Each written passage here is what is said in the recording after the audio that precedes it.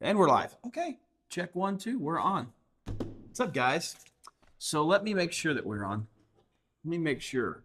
Let me make sure. Let me make sure. Look on our Facebook page real quick. Make sure our is live because it may not be. Sometimes you got to go back in and read. Is it say we're live? Okay. Well, that's all that matters. We are live. That means everything you say again, it will be used against you in a court of law. You forgot your phone, babe? You got your Bible. That's all you need. Well, we're in, like Flynn. Playing automatic. I'm going to go ahead and share it. Let's go ahead. Let's do that. Let's do that while I got my thing out here. Before we get started, we're talking about humility. Here we go. Let's open up. Who is the least humble celebrity you can think of? Go ahead. Whoever wants to jump in on that one, go ahead. Who is the least humble? Where'd you come up with that? Because you've not heard her talk. Nope. She's super into herself. Okay. All right. So Mariah Carey is what Carrie said. Who else? Who is the least humble celebrity you can think of?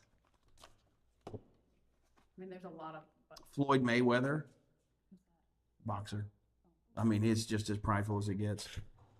Now, as you're thinking, just remember this. Know this. This topic is going to step on toes. SpongeBob. What? You know, he's like the most humble person ever. SpongeBob. Squidward. You should have said Squidward. That's what I meant. Yeah. So we're going to step on all of our toes. Okay, my toes, your toes. No one's toes are yeah, your toes too. You can step on your toes, dude. Get ready. That's a promise. So, but you just got to let it happen. Let it happen. Okay. So, the rooms where everybody's comfortable are the rooms that nobody grows in.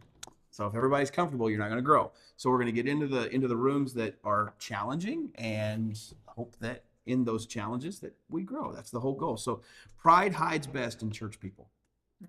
Pride knows how to hide in church people really, really good. So we're going to create an environment where it's safe for you to admit if you've been the problem. So get ready because it's going to be challenging, but it's the truth, right? I mean, can how many of you have ever been affected? So before we continue with the celebrity, how many of you have ever been affected by someone in the church who their pride is a dumpster fire? You know, I mean, I think in the church, the place where we probably talk about it the most is where people try to hide it the best, but we're impacted the worst because, you know, it's a tough spot. You know, there's a lot of pride. So tonight we're going to talk about it. We're going to bring it out. But let's go back to the question. Who is the least? And those of you who are watching us at home, you can put it in the chat there as well. Matter of fact, I think I have a chat where we can watch and keep up with others because you guys may be more active. These guys are freezing up on me over here because this camera is intimidating. So now everybody's afraid to say who it is. Like they're afraid, well, what if they hear about it, that I said this about it? It's not even on you. See, look, look, now, look, see, now it's on you. See that? It's on it's on me. Say hi, everyone. Hello. I'm waiting. Yeah, there you go. Hi, everyone. A little 360 for you. Brandon's like, what if they hear I said that about them when I go to meet them? Then I'm in trouble. Everybody's like, they're probably not going to know that you even said anything, guys. Just a heads up. They're probably not even going to know. So who is the most prideful celebrity that you know? You said SpongeBob. Kanye West. That's a good one. Kanye West. Okay, so far we've got Kanye West, we've got Mariah Carey. Kind of hard to dial it in. Maybe Conor McGregor. Conor McGregor, he's pretty prideful, yeah. Honestly, I was thinking Lady Gaga. Really. You think she's pretty prideful? Yeah. I mean, she said Mariah Carey. That's why I said Lady. I'm like, I would have never. Mariah Carey was kind of left field for me. Yeah. She, like, That's I see another her good one, Taylor too. Swift, like, Taylor Swift, pretty prideful. Yeah. and then whenever you talk to people that have been around her, they're like, she's so extra, like she has to have everything. I've heard that about Garth Brooks. Really? Yeah, Garth Brooks. yeah. I've heard Garth Brooks. You know, yeah, okay, here I'm going to throw one out for you. And some of you guys are not even going to know this guy, but that's okay. For those of you who grew up in church as young people, you were right there on this. Who? Carmen. That's exactly what I was going to say. Yeah. We just talked about Carmen. Like we were literally just talking about Carmen. Carmen is so cocky. He was so hard to deal with. Like he was before. I had friends that had him at a concert in their church, and they say he was like the most pushy. Everything was about his merch, and you better have somebody back there manning my merch. Like he didn't even bring his own people. He was so rude to everybody.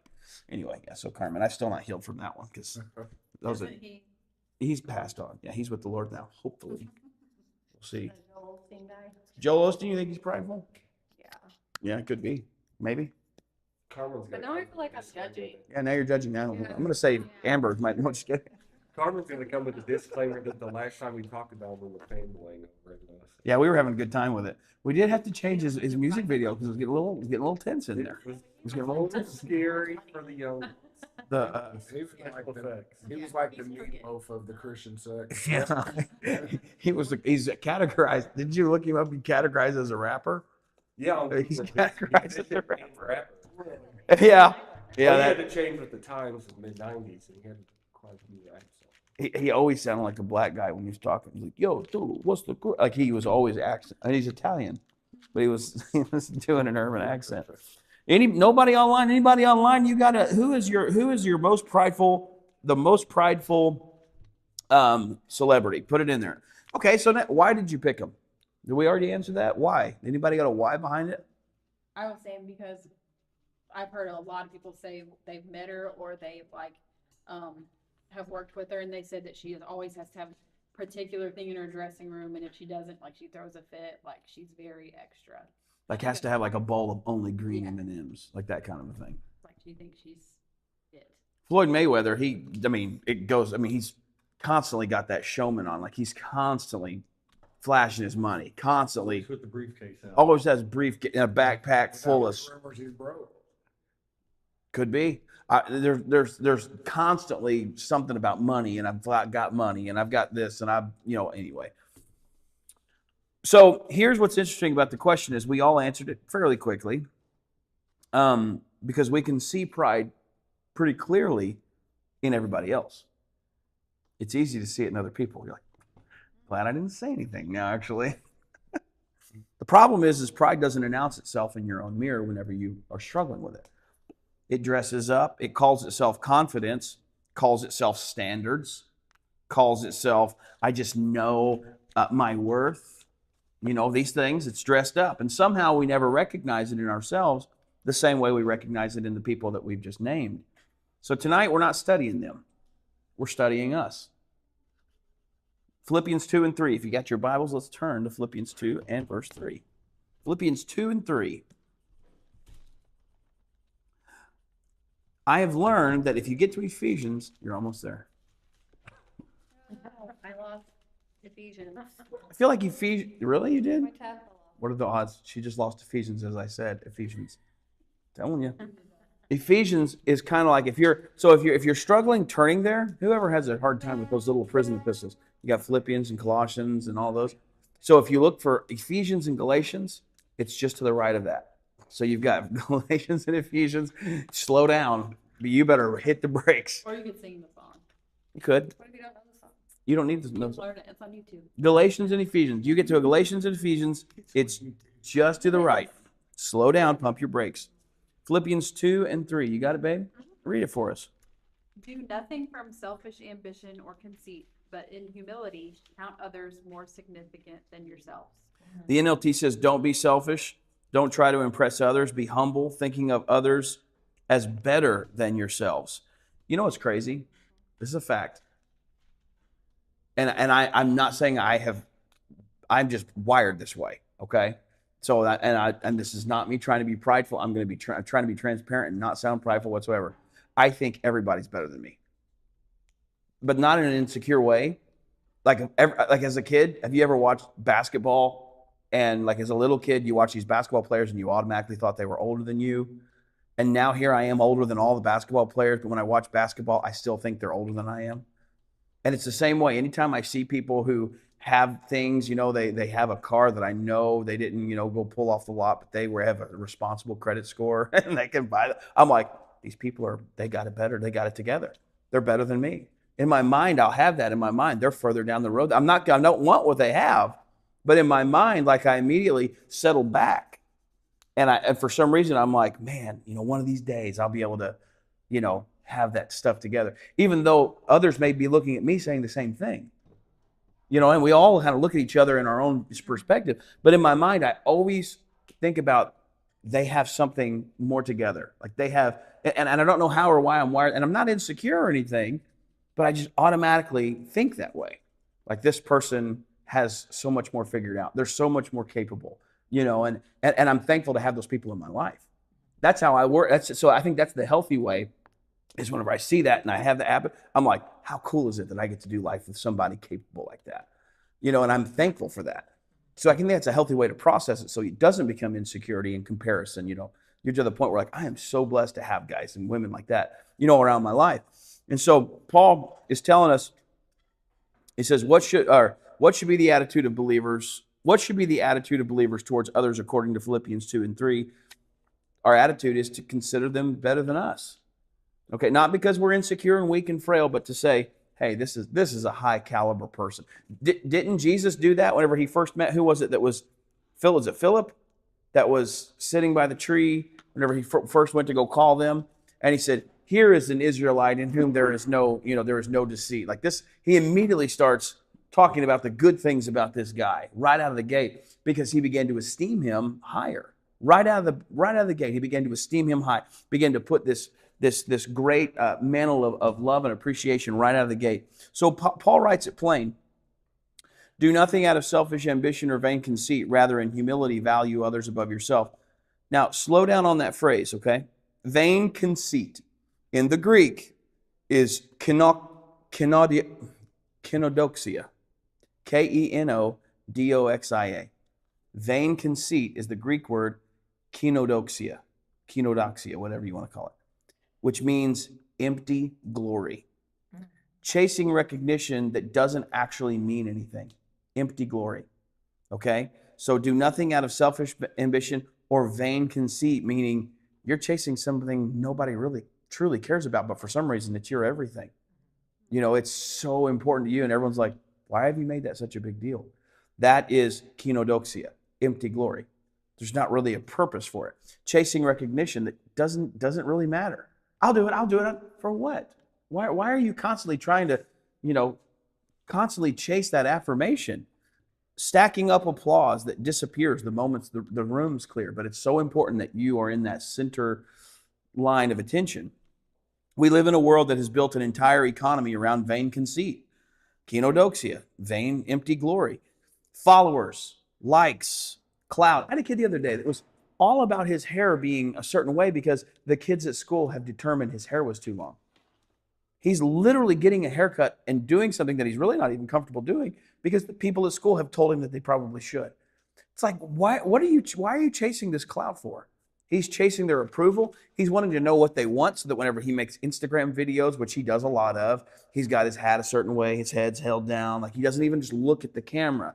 Everything is constantly. You ever seen those people that they can't take a picture straight on? Like they're always like laughing or doing something. It's like what are you? You gotta correct them. Yeah. It's like, Tilt your head. it's, I bet you've seen that. But I see it. I've got friends on social media all the time. It's like every picture they take, they're in their house. Let's stop for a minute. You are in your house and it's you and your friend. That's all that's in there. And for some reason, you had her take a picture and you went, and the camera's here and you're going, like, oh, you caught me off guard. Did we catch you off guard? Or are you believing that, hey, this kind of, that's going to project a persona and it's going to give me likes and follows and all this kind of stuff. We live in an economy, we live in a world that is where we are. For what? You would think that people would get a penny every time somebody liked it, so as many as possible would get paid. You're not even getting paid. But it's so important. They put it on TikTok, they do stuff and they're constantly looking for these, these social media, viral thing, it's gone virus. It's gone, they're trying to be at the center of attention. That's the society we live in. The whole social media machine is essentially a vain conceit generator. It's empty glory. It literally does nothing. It gives you nothing. Nobody is exempt from this conversation. The world's operating system works on one question. What do I get? That's the one question. What do I get? Humility runs on a completely different question. What do you need? Our world's economy says, what do I get? Humility runs on a different question. What do you need? How can I bless you? That's not just a personality shift. It's supernatural wiring. It's wiring. It's internal. It's infrastructure. Because everything in our flesh screams, me first. Let me get mine first. The flesh doesn't want to share the spotlight. The flesh calculates. The flesh keeps score. So Paul is saying the person who has genuinely been transformed by the gospel starts to see people differently. Not as competition, not as an audience, but as someone who is worth valuing above yourself. This is what Paul is saying. So here's the revelation. Humility is not thinking of yourself, thinking less of yourself. It's thinking of yourself less. You ever heard that before? Humility is not thinking less of yourself. It's thinking of yourself less. Humility is not thinking less of yourself. It's thinking of yourself less. There's a difference. You don't have to hate yourself to be humble. You just have to be free enough from yourself to actually notice someone else. We've got to be free of ourselves enough to be able to notice someone else. If you have been going through life and you've missed people, it's time to stop and say, God, why have I been missing them? God, how did I not catch that?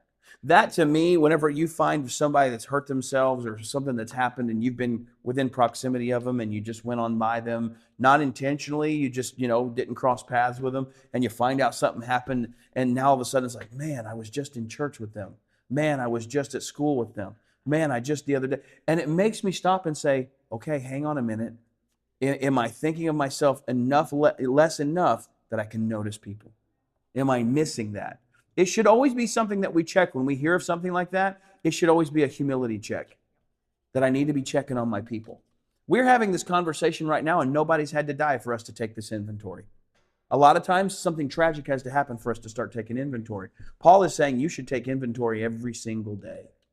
You should take inventory. Don't wait till you see their obituary in the paper and you're like, man, I just talked to them the other day. Am I noticing them enough? Have I been so into my own self that I've not been able to notice other people? So now we've got to begin to ask ourselves these questions and not to be insecure, but to realize that's a part of the gospel, the transformation of the gospel. So I want to ask you this. In what areas of your life does what do I get drive your decisions more than what do you need? That's a question for the table. In which areas of your life does what do I get drive your decisions more than what do you need? What do I get versus what do you need? Where in your life have you seen that pop up? Think about it. What do I get as opposed to what do you need? And that's a thinker. Definitely a thinker.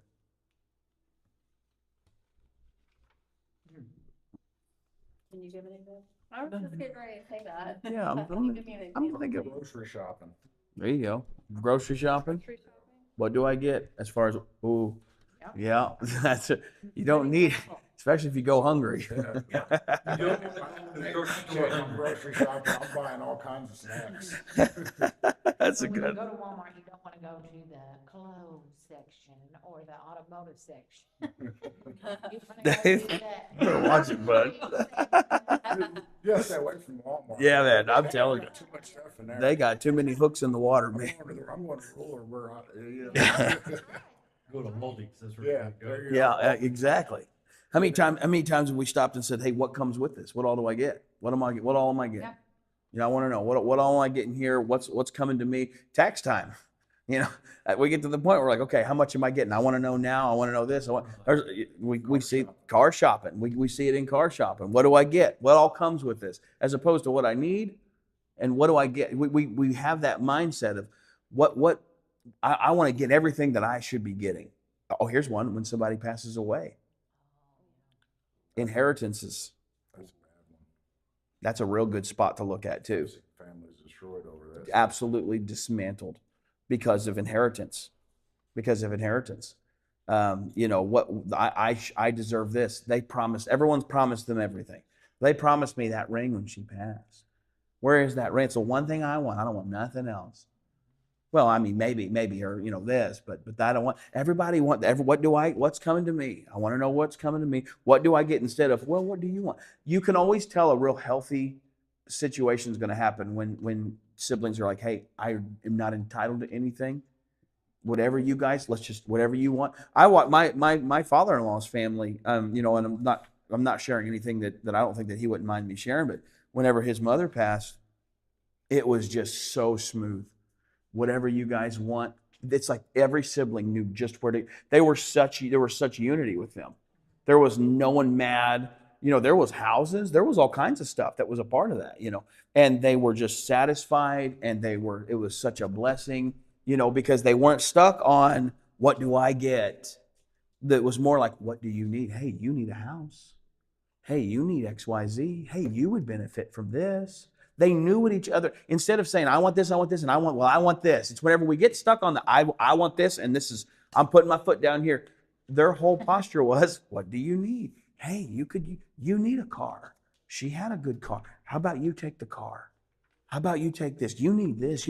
That was the mindset of all of them. No, you could use this. Hey, you get this. And that whole situation was so smooth because of the proper perspective. So in what ways does humility show itself in a person's behavior according to James 4, verse 6? We're going to also turn to 1 Peter 5, 5 through 6. James 4, verse 6. Hey, Brother Tracy. Hey, Sister Brittany. Who else we got on here? Those are the only two I see. Some of y'all creeping. I don't see you all on here. Come on in and say something to us. Say hello. Say good evening. Say something. We see you down there. Hey, you're with us. Hey, you're with us at study this evening. James 4 and 6. You got an amen? No, I meant Peter. You didn't get it? You got it? Who else has got it? You got it? Read it for us, Sister Sheila. Okay. But he gives greater grace. Therefore, he says, God resists the proud, but gives grace to the humble. Ooh. All right, let's go to 1 Peter 5, 5 through 6. That's right before, so just go to the left. To the left. To the right, Or to the right. like one page. Okay, show off. You know, there's always that guy. 1 Peter 5, verse 5 through 6. Sister Terry, Brittany, hi. Hi, guys. You're talking to me and Tommy Terry. No, you're not Terry. It's a nice house, Terry. No, you're Terry. She's Todd. He's Todd. You ever see that in My Blue Heaven? Steve Martin. It's a nice house, Terry. He's like, no, you're Terry. He's Todd. Anyway, classic. 1 Peter 5, 5 through 6. Who's got it?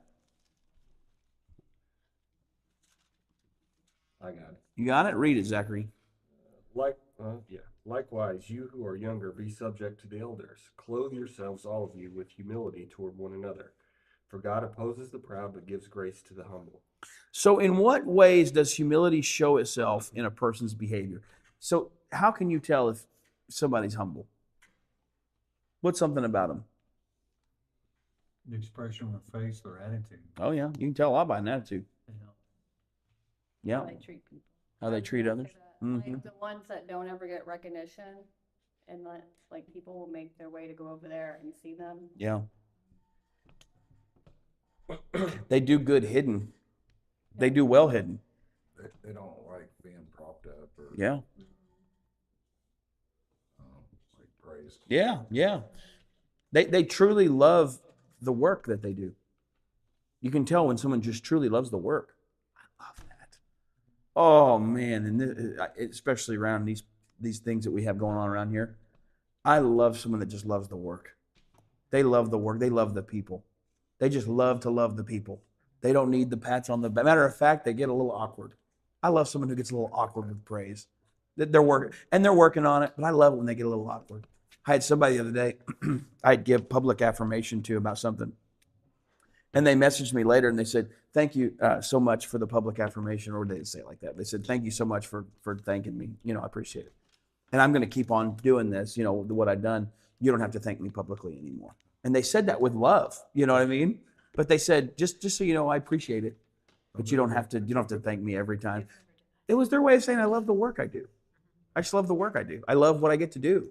You know, I love the work that I do. I love the opportunity to do it, you know, and you don't have to give me any more thanks publicly. Thanks. Because sometimes like I feel pressured to do that because people are like holding on by a thread. you know, and if you don't acknowledge them, they'll flip out. They'll go home and just get into a dark cave somewhere. I don't want to see people struggle like that, but man, it happens. You know, but we got to get out of that. James 4:6 drops a line that should stop us. I mean, just like hard stop us cold. God opposes the proud, but shows favor to the humble. That ought to just make you just about face right there. So read that slowly. God opposes the proud, not ignores, not overlooks, opposes. That's a pretty strong. Yes, it is. That word in the Greek is, I don't know why I keep going to the Greek because I can't say it. And as I put this down, I'm like, this is going to be a hard one. Antita Samoai. And right in the middle, That doesn't sound Greek. that's the word. Yeah.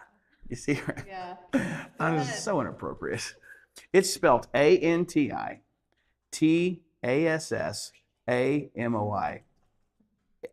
OMAI. That's what it is. Great for me.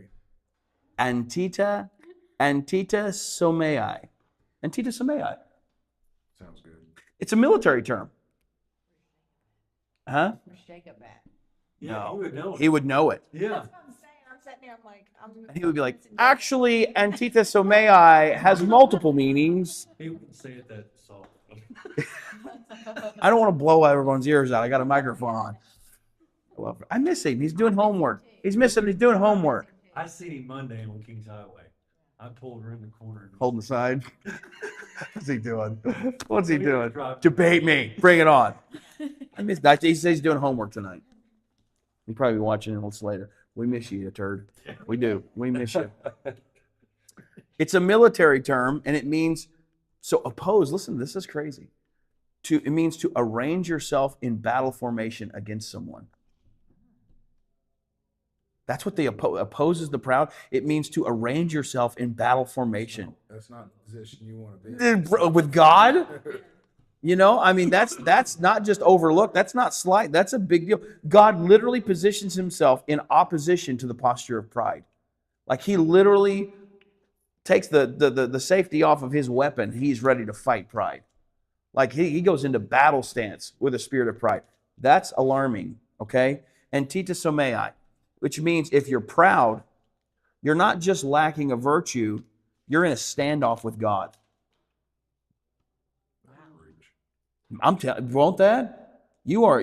I'll see you high noon out on the front. You know,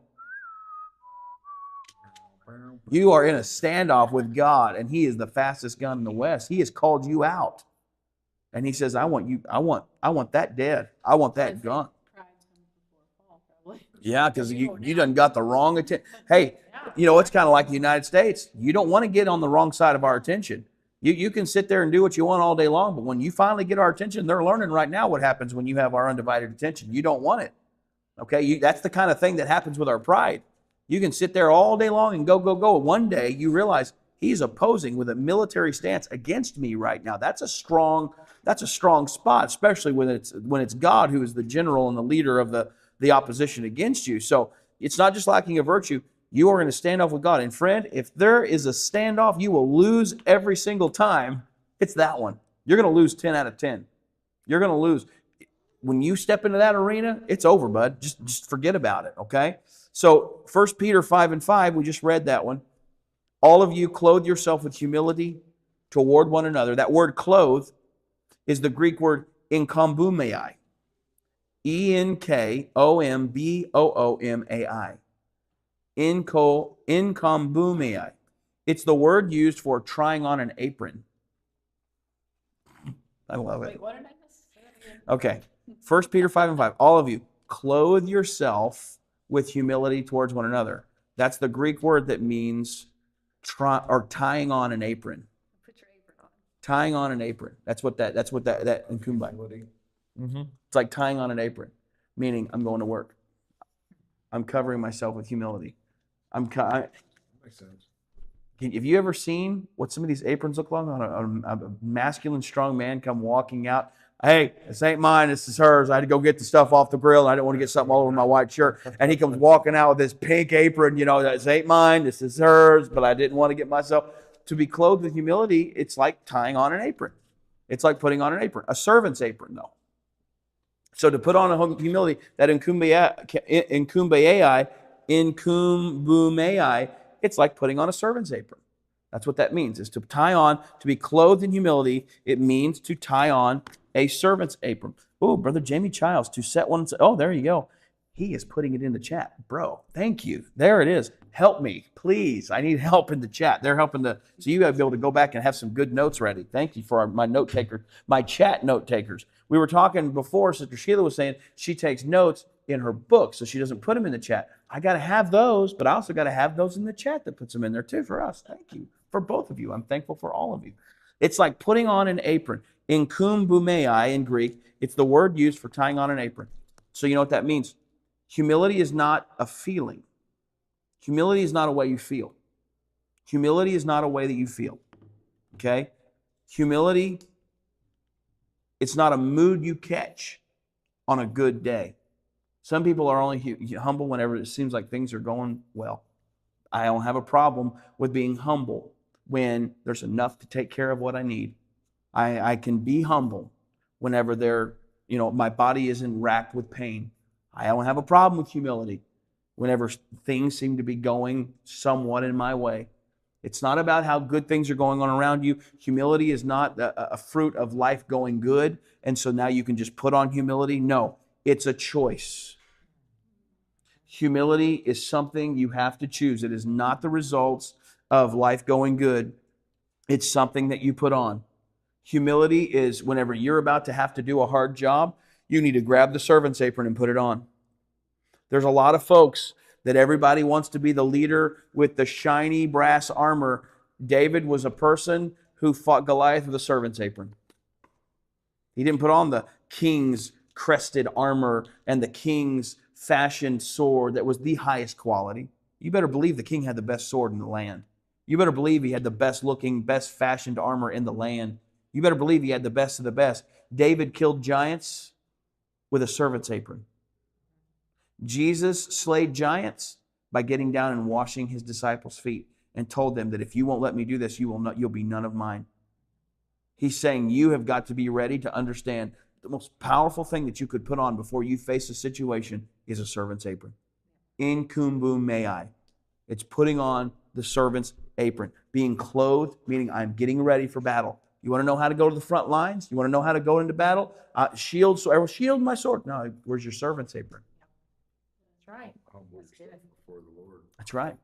How are you supposed to cooperate with the assignment of God if you're the one that's in charge? When we're going into the battle, we better see about it. Can you imagine? Is if you see these 300, style 300 Greek, they got their swords up, and you look at the opposition, it's a bunch of chefs' hats and servers. We're gonna get you! Raise your hands high! You're sitting there like, we're going to serve you up with a victory, and we've got this, that. Can you imagine if you look across and that's what you see? We're going to take you all down, and we've got our servant, and you know what I mean? Can you imagine? It's like that doesn't seem to make sense, but that is where the greatest battles, the greatest winners are the people who tie on the servant's apron. You can go to work with some tongs. That's what I'm saying. It's like, I'm going to snap you up. We can't imagine that because it seems like, well, to be strong, I got to have a sharp tongue. I've got to have, a strong knowledge. I got to have this. I got to have great reactions. I got to have this. That's what makes me good. No, you got to have a servant's apron. You've got to love the work you do and not just the attention that it gets. You've got to love the work you do when nobody knows that you're here. We have people that truly make this place go round. You cannot have what we have without servant's aprons. And not everybody here wears them. A lot of people love the clout. There are. I'm just be honest. There's a lot of people love the recognition. They need it. They thrive in it. Matter of fact, they feel like they're not loved if they don't have it because that's the way some were wired. But you know that there are times when you can drive by this church throughout the week and you'll see one car here.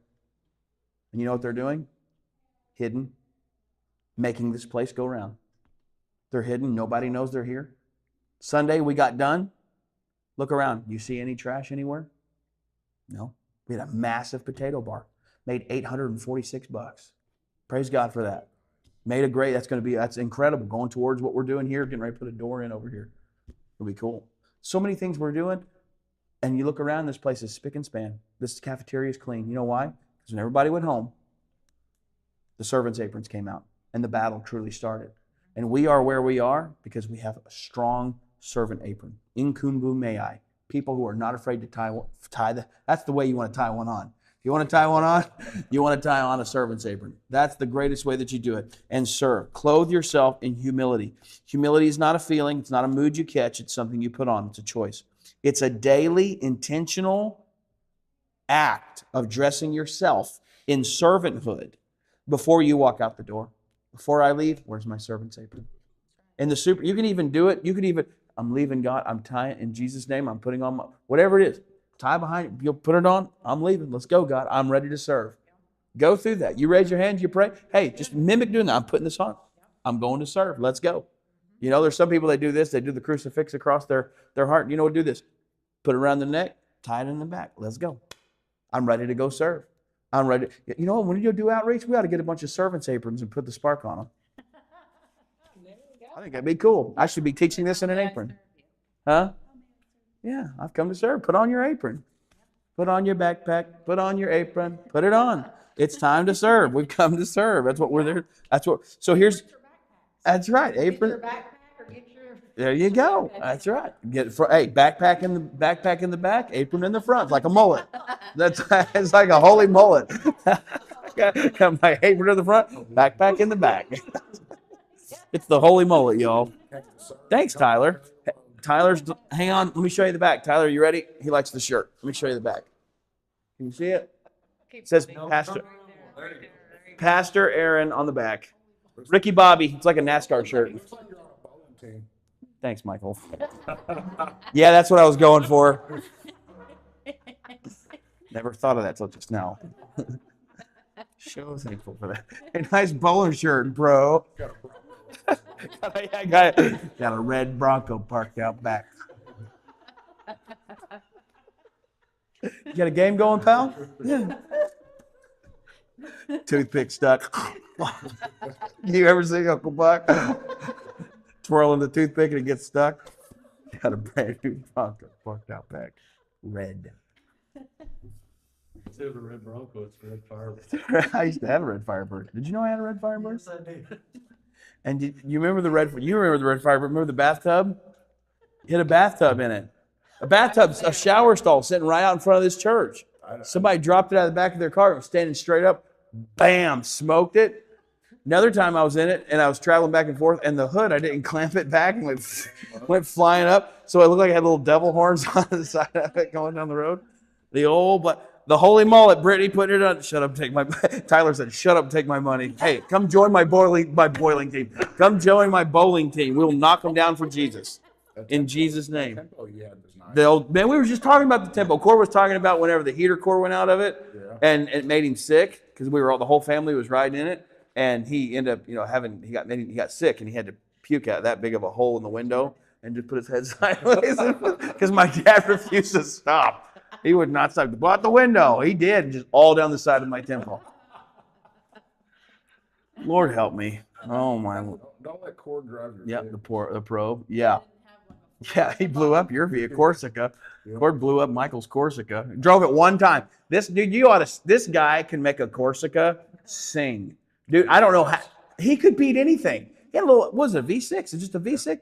Dude, I don't know how he did it, but dude, I'm telling you, he could. That Corsica, That's fast. dude, I don't know how he did it. Dude, I had to see it to believe it. He could put that thing anywhere. Nobody would ever thought it either. J-brake with that thing. Dude, he'd come flying across grass in it. And he'd put that thing anywhere. Ford drove it one time and blew it up. Right out there on this back. Yeah, he blew it up. He blew it right up. So here's where it gets practical, okay? Let's end painfully human, all right? Humility shows up when you let someone else talk without you hijacking the conversation. I got to be careful of that. I'm telling you, man, I'm a talker. And I don't want people to feel weird. So whenever it gets quiet, I feel like I do a service for people by blanketing them with my conversation because it's like I don't want somebody to be awkward. You know what I mean? Have you ever seen two people that they're not, they're not strong speakers or whatever? Carrie has been a part of that. Like, and I don't have me and my father-in-law, we have a podcast in the mornings, and I love it that he jumps in, and we go back and forth. But if you have someone that doesn't know how to do that, man, they get froze. Like they're just like, and like I don't ever have that problem. So I feel like I'm like, I got you. That's why I thank God that we're married, because whenever I don't know what to say, I'm just like, I don't have to say anything. I got You're you. right there. Dude, I'm ready to go. I'm set to go. I have no problem. Like I am ready to fly. So like if you're ever in a room with me and there needs to be a talker, I'll do it. But the problem is I don't want to overdo it when somebody, I probably will. Anybody who ever knows you though, knows you're probably gonna overdo it anyway. They already They know. already know. That's exactly right. Because I don't just do, I put my name on the back of my shirts like a bowling team. I'm not afraid to overdo stuff, is what I'm saying. I'm really not afraid. So it's not just in my defense, it's everywhere. It's not just in my conversation. But I don't want it to get to the point where I am hijacking. So there are times where I will be invited to like a forum, or I'll be invited to something where there's a discussion. And they'll get to the point, they're like, hey, are you going to talk? I know you can't believe that's the truth, but it's the truth. Because I will let them lead it, There's a flip side to that, though. It could be infectious. Like, over the years, you came out of your shell quite a bit. Yeah. Like, I remember back when you was a teenager, you barely said 2 words, Yeah. Like, You're welcome. You definitely, You're welcome. You're welcome. My service to you. There to help you. I know, Ren. It's my service. I'm here to help. That's why I'm here. But there are times where if it's somebody else's teaching, I'll let them have it. You know what I mean? And I'll support them. And they'll finally get to the point where they're like, hey, what do you have to say? And I'll say something. I'm not bashful about it, but I don't want it to get awkward. But I also don't want to hijack. I really don't. So humility shows up when you let someone else talk without hijacking the conversation. Humility shows up when you apologize without explaining yourself to death. You just apologize. I'm sorry, I shouldn't have done it. And you don't go above and beyond trying to over-explain it. Humility shows up when someone corrects you and your first instinct isn't to defend. Ooh, ouch. How is that not your first instinct? Ooh, hang on. Let me go back and say that again. Humility shows up. That's right. Humility shows up when someone corrects you and your first instinct is not to defend, or you don't allow that to come out. I think it's natural to immediately have that available to defend yourself. I think it's natural. Internally. Yeah. But you better process it. Now hang on a minute. No. Hold on a minute. That's the sound of somebody that's not, they're about to tell you their mind. No. Hang on. No, I'm not going to let you say that. No, I'm not going to I can't let that fly. No, well, if you give me a second, I'll explain to you. Those are your setups to somebody that's about to defend themselves, because they don't have any other way. They're immediately going into defense mode. So when your first instinct is to if you may going to have that instinct to defend, but whenever you stop and actually just listen, sometimes if you would give them a little more room, you'll find a better door into the conversation. I found this, and it's, I can't tell you, I was by a thread about to say something, and I would just hold on, because what I know, nope, that ain't going to work. And I wait, and they open up a door somewhere further down the road or down the conversation that does give me a better way in, that's less hostile and that's more humble. So if you give it a little bit, just hold on, go in there soft, you get a chance to think about it, you get a chance to listen, which is an investment. And any person that's going through a tough time, listening is a great investment that shows, I want to hear what you have to say. What you say is valuable to me. I'm not just going to sit here and get into a fight. I'm going to give you a little time. And by listening, you're investing, saying, hey, I want to work. I don't want to fight you. I want to work this out. How do I show I want to work it out? By giving it more time and not just going at it and hitting and going. But listening is saying, just so you know, I could have walked away when you were a jerk the first 4 minutes of this conversation. could have walked. Chew on your tongue. Just bite it. Just bite it and smile. I would say I've seen Amber do that, like where somebody deserved to be like talked back to. Yeah. And she's like, okay. And just smiles and like walks off. And That's how I manage life. That's my life in a nutshell. Yep. But that's good. Yeah, it is. That's good. And that's you have salvaged many relationships. That's why you have the contacts that you have. You know, that we were, I don't know, what was it, a couple of weeks back, or maybe a week or so ago, we were talking about that in one of our sessions, and we're talking about relationships. We took this guy from Teen Challenge, and like, man, you know everybody. Josh Finney took him to Walmart. He was saying, man, you know everybody. Man, it's like everywhere I've went with you, you've known somebody. Like every store I went to, there's 1 or 2, 3 people that I'd known. And I thought about that later. I'm like, how is it just, and I was asking myself, is it just because I've been around a while? You know, it's just, is it time? But I know a lot of people have lived there their whole lives and they don't have those interactions in stores. And I stopped and I realized, I'm like, it's because I've kept a lot of relationships. I have kept them. And they may not have been, you know, right here, but I've honored them and I've loved them and I'm thankful that I have them. And eventually they come back around in your life and you see them and it's a pleasant experience. Because instead of, you know what, this person ain't talked to me in so long, fine, I'm cutting them all off from my life. No, sometimes life just leads folks down a certain way. You just got to be healthy. You just know it's okay. You know, and if you preserve those relationships, you have more encounters where you come across people that you know that are, they love the experience of seeing you. You know, and I love that. I love having all those. I love knowing people, but I love my relationships, all of them. There's not one that I don't like. I love all of them in their own way. And they're all unique and they're all special because people are different. And I love that. Humility shows up when someone else gets the promotion, the recognition, the spotlight, and you can genuinely celebrate them without a knot in your stomach. You can truly celebrate them. And the last one, this last one is going to be the hard one. Oh, that was the hard one. Sorry. That last one is the hard one. That was it. That was hard. When you can truly celebrate somebody. Well, you always gotta find the good in everybody. Yes, exactly. And when somebody comes up and they talk about that nice new car, whenever you've got a jalopy and everybody knows that thing's just Or that barely. nice big text. Oh, You yeah. already got it, you get back nothing. Yeah, that stinks. You're going to have to let that one go, Amber. I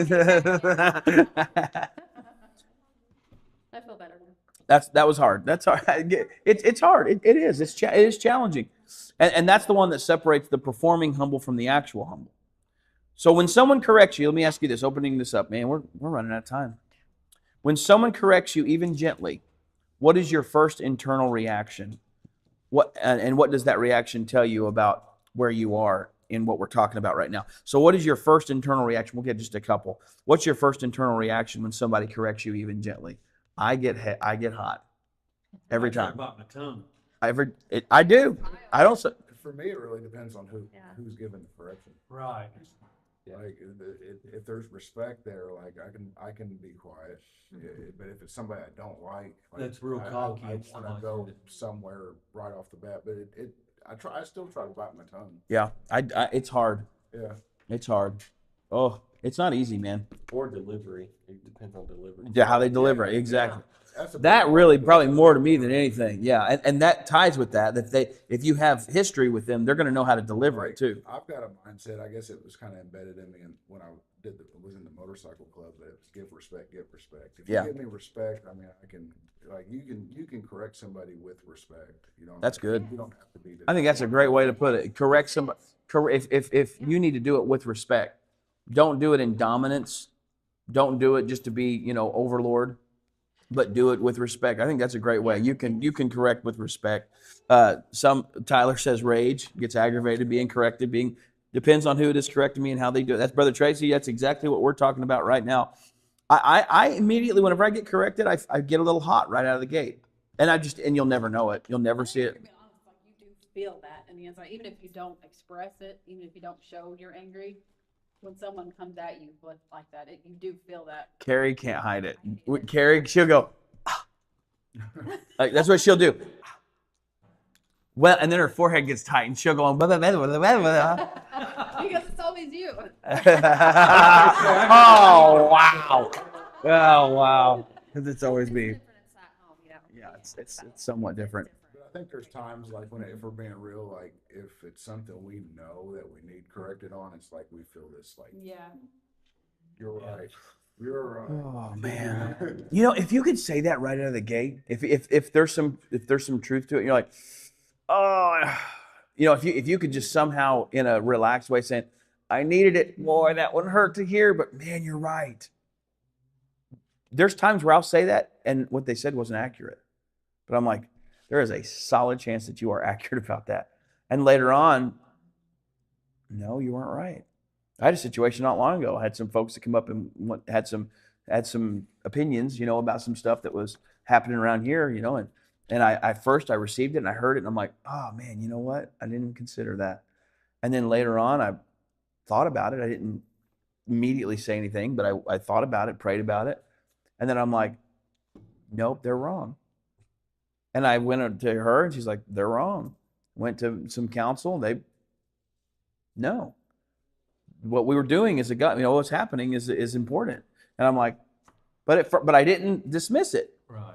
You know what I'm saying? And I'm like, man, I don't want to see that. Or man, I don't want to. Thank you for bringing. You know what you can say? Thank you for bringing that to me. That's a great way to say it right there. Thank you for bringing that to me. Sometimes I think we have to realize where they're coming from and meet them on their level. Mm-hmm. Because sometimes I think when people tell you something or try to correct you, you know, listening and chewing on your tongue and really trying to discover where it's coming from. You know, where's this coming from? You know, what level are they at? You know, and it's like you have to meet them on their level to see exactly where it's coming from. You know, do they have like a background of something Yeah. that might be causing rage Mm-hmm. Mm-hmm. or I don't know, just depression or something that's causing them Sure. to say it loud or forceful, you know. That's or good. crying. So meeting them on their level That's good. really That's good. on how you respond. Absolutely. I think that's good. And having one of them things where you can just appreciate, like Sister Sheila saying, appreciating them, saying, I thank you for bringing that to me. Thank you. I appreciate that. I need it. I'm not perfect. Immediately I'm realizing I'm not perfect. Yeah. I'm not beyond correction. I am not matured beyond correction. Thank you for that. To me, that solidifies a leader to me. When someone is ready to hear from everybody, you're not a good leader. If you don't value the people around you, you're a terrible leader. Yeah. If you don't value their perspective, you're a terrible leader.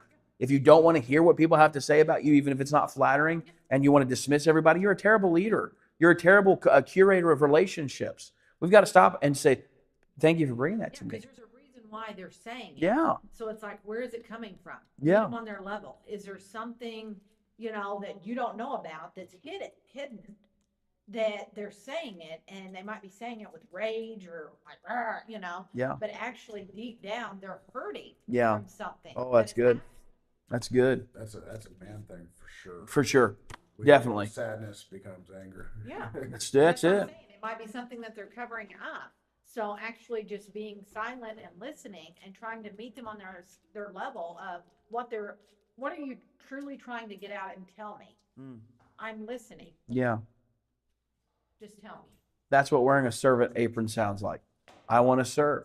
I want to know, how can I serve? I'm willing to go to battle alongside you. I'm willing to do the work nobody wants to do. That's why I put the apron on. I'm not afraid to have the conversation that everyone wants to fight you about. I want to talk to you. Yeah. I want to get to know you. I want to respect you. I want to keep my respect for you. Matter of fact, I want to grow my respect for you. Yes. So let's get to the point where we have a mutual appreciation. Yes. You know, but you got to first of all just say, thank you for bringing that to me. Because it's going to be immediately, you're going to want to go down your typical tracks. But thank you for bringing that up to Take a me. deep breath and come. Take a breath. That's right. Immediately you want to fight back with fighting words. Yes. So just taking that deep breath And and that's what they pause. would think too. If they say something to you, they're gonna think you're gonna pipe off to them, and then they're gonna get even louder. That's right. And then everybody's in a.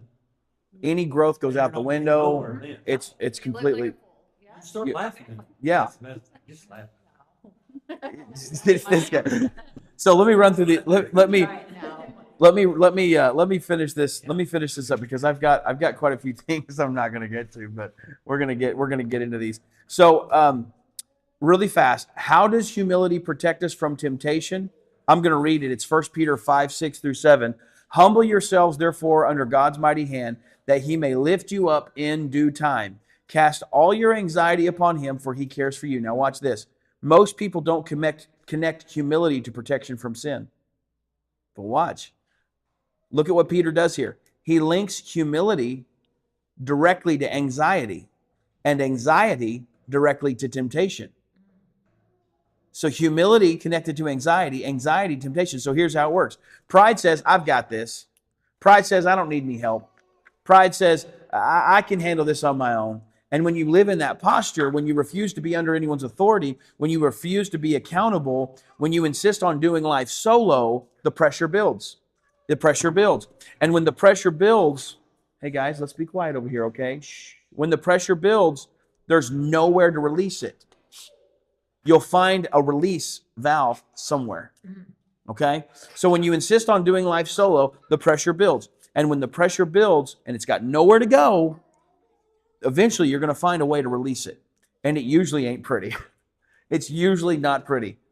The person who won't humble themselves before God won't ask for help when they're struggling. The person who will not humble themselves before God will not ask for help when they're struggling. The person who won't ask for help when they're struggling will stuff it. Pressure in. They'll stuff it deeper down in. They'll find a way to make it fit. They'll find a way to shove it in. This is what happens when you're prideful, is you're finding ways to tuck it down, to shove it down. It's like that closet that you're trying to hurry up and shut the door. You got that one more piece and you shove it in, you hurry up and shut that door. But the second you open it, what's going to happen? It's all coming out. Your poor kid had no idea you shoved that closet so full because you are so prideful. You've been prideful all day at work. You've been prideful all day with this. You've been prideful in all these places. And the second your kid does one little thing and opens that door, everything you've been stuffing, falls all on the ones that you love. Falls on your wife, falls on your husband, falls on somebody that didn't deserve it. Because instead of correcting it in humility, we were stuffing it in, shoving it in, slamming it in. And as a result, we ended up causing a greater issue whenever that pressure finally had a place to go. It ended up exploding. That person who won't ask for help when they're struggling, it explodes into an addiction, an outburst, isolation, bitterness. Pride doesn't make you arrogant. Pride makes you vulnerable. Ooh, that's a note. Put that in the chat. Pride doesn't make you arrogant. Pride makes you vulnerable. Because pride refuses the covering that submission provides. Pride refuses the covering that submission provides. Be the humble person. Bottom line, the one who bends the knee, who says, God, I can't carry this alone. They have a place to put the weight. Why is that? Well, I don't know. I don't want to be a weak man that bends the knee. Bend the knee to God because you know where the weight needs to go.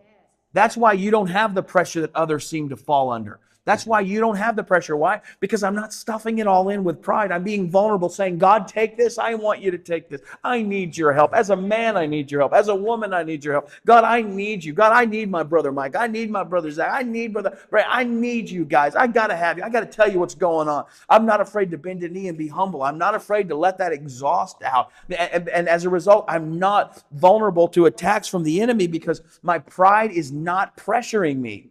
My pride is not deep inside. My pride is not holding me tight. My pride is regularly released out of my life. So what happens is I can't carry this alone. They cast their anxiety. They don't carry it into dark rooms. They cast their anxiety. They don't carry it into places that it shouldn't be, where it becomes something else. That's the problem. Whenever you take your anxiety into a dark room, it has the ability to become something greater.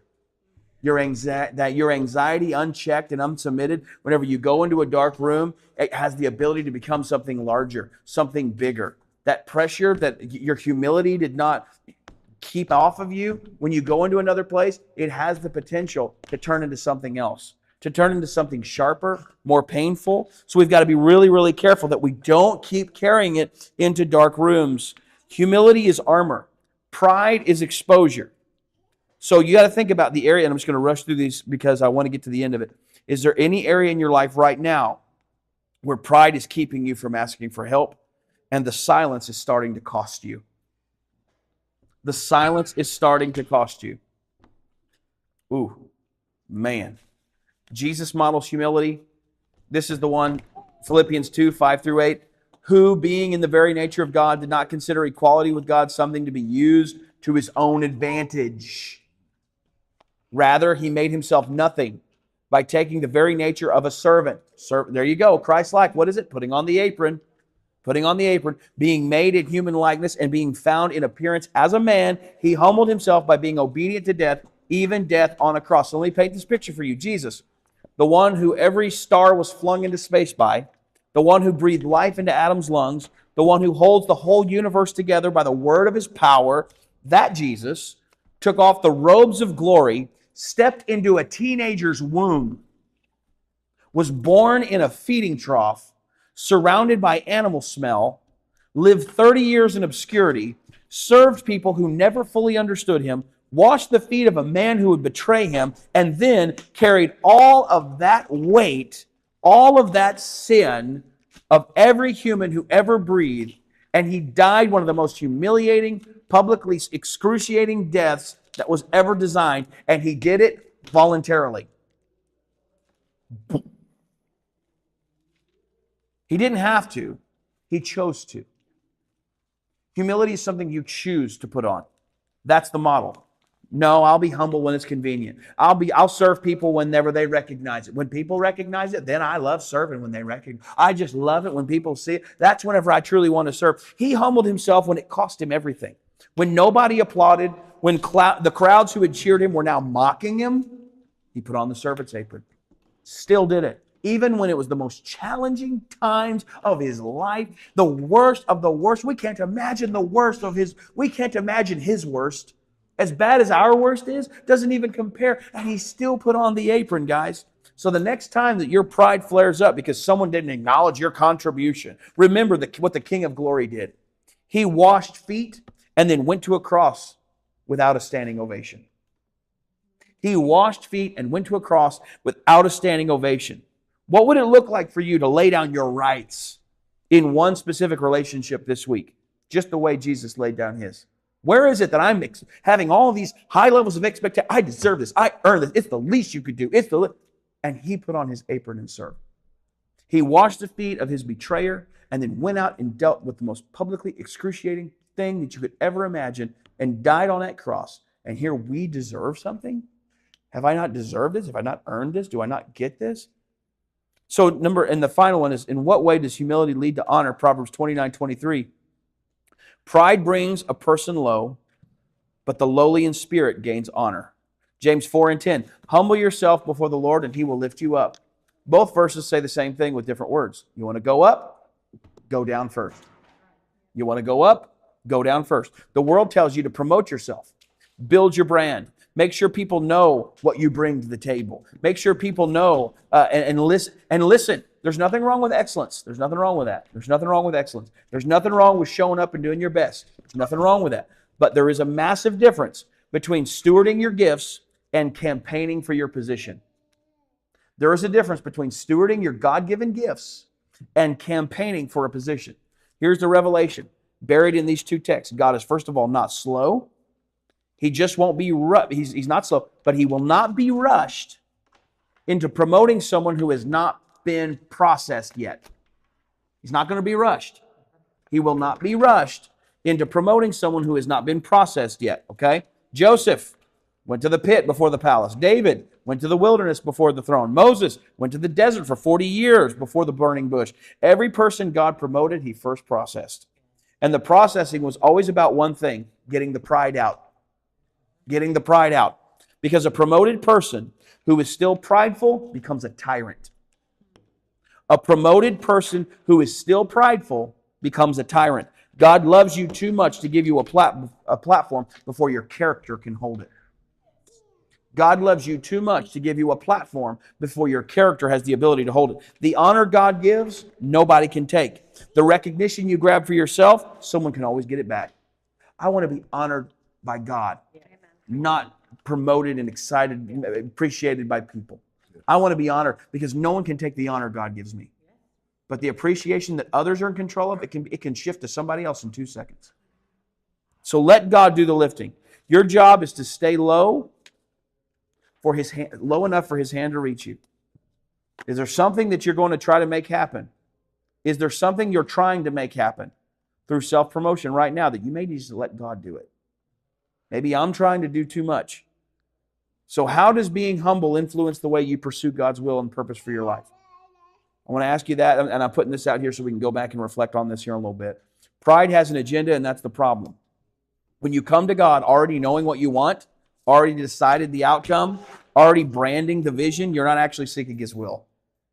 If you go to God wanting you already know these things ahead of time, and this is kind of what I need you to get on, you're going and asking God to get on board. Okay? That's not how praying God's will works, okay? All right? You're seeking his rubber stamp on yours. Humility comes to God empty-handed. If you really want to know God's will, come with empty hands. And the crazy thing is, the people who show up empty-handed are the ones that God fills. You can't fill a cup that's already full of yourself. That's right. Because a cup that's full of itself isn't a cup, just in the shape of a cup. How many of us are in the shape of a cup, but we're not hollowed out in the middle, we're full of ourselves? God cannot fill us up if we're full of us already. You've got to be emptied of yourself, come with empty hands and say, God, whatever you want to do, I want you to do. And in what ways has humility opened doors for you that pride would have closed? Oh, I could go all day on that one. Think about this honestly. Every meaningful relationship you have, did it start with you impressing someone or with you being real with someone? Think about it. Most of the relationships that are valuable is not because you impressed them. It's because you were real with them. And every time a leader trusted you with something significant, was it because you demanded it? Or was it because you served faithfully when nobody was watching? Listen, humility creates access. Humility creates access. Pride builds walls and calls them boundaries. Humility gives us access. How does understanding our place in relation to God motivate us to be more humble? So here's the perspective. When Isaiah saw God high and lifted up, the train of his robe filling the temple, his first response wasn't to ask for a promotion. Oh, you're the one with the promotion. Hey, can I get the promotion? No, it was, woe is me. That's what Isaiah said. Woe is me. I am ruined. Not self-hatred, accurate self-assessment. When you really see God, not a tame, manageable, fits in my pocket God, but the actual God, pride looks ridiculous in comparison to him. We are dust-breathing, borrowed oxygen on a spinning rock in the corner of a galaxy God made on a Tuesday. Amen. He made it on a Tuesday. I think a little humility seems appropriate. Okay? All of this stuff, he did all this on a Tuesday. Everything you see, every galaxy, all this stuff, he did it on a Tuesday. I think a little humility goes a long way. How you can make sure your humility is rooted in your relationship with God rather than just performance for others. This one's subtle and it's deadly. Performing humility is still pride.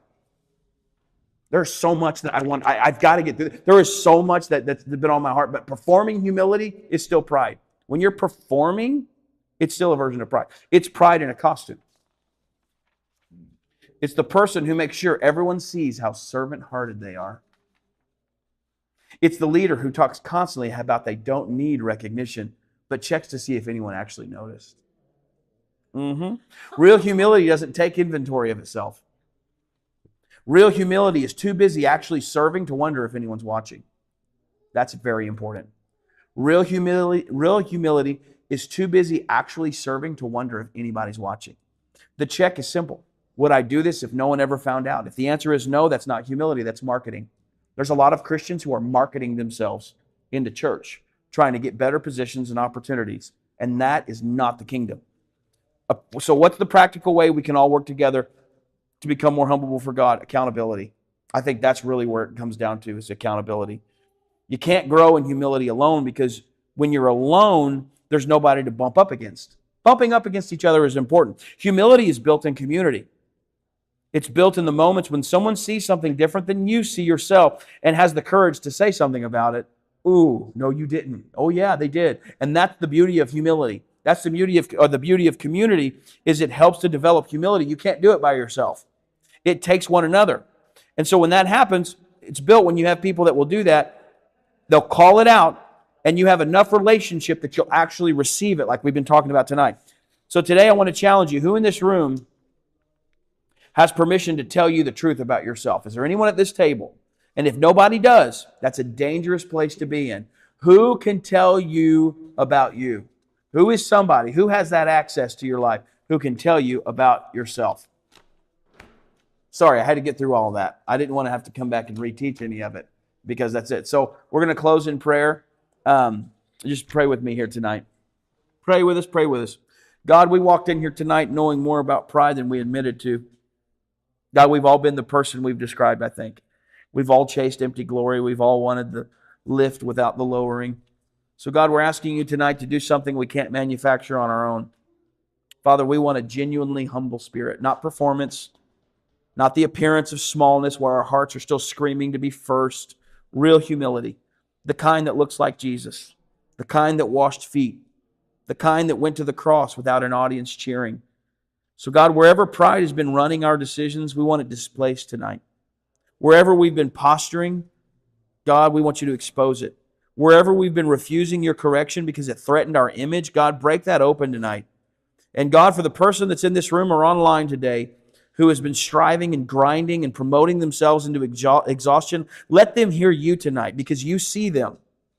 You haven't forgotten them, and they don't have to fight for what you've already promised to give. And we humble ourselves today under your mighty hand, in the name of Jesus. Amen. You're dismissed.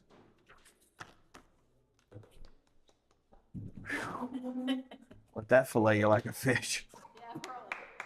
Okay. All right, so everybody go to work tomorrow and put on your apron and humility. Put on your apron. Look, it's called humility. Sheila's going to have an apron made up, I guarantee you. I'm going to. I'm going to have one made. Do you? Let's get one. We have to have a. We need to have a craft day. We need to have a. And we should have, okay. Stepping on your toe. I'm sorry, nephew. Huh? Pie and serve humble pie. Humble pie. Humble pie. What's the other pie? We need to have blueberry and apple pie. We need to have some bread. She has her brother Sam pie. I was talking about real pie, but. Oh, I love you guys. Thank you guys for hanging out with us. I think that's it. Man, that was a. Let him in. Let Will in. Let him in. All right, guys. Come in. You can come in. Listen, I'm trying to be humble. Oh, Lord, it's hard to be. In here. Oh, he's. No, I'm the best. There he is. He's the best at being humble. Oh. Da, da, da, da, da. Isaac. It's Mr. Zachary. Oh yeah, yeah. They're like, hi, quit watching me. Yeah, it does. It does. It will follow you. No, Lots of face and it'll adjust. I'm going the wrong way. I forgot it's backwards. Be nice to have that brand new iPhone. Is that what that is? Yeah, it must be real nice. Must be real nice. What happens whenever you finally Real nice. join? Yeah, tax time. Tax money. I still got the 14. It's a good one. Hey, it still works. Thank God it still works.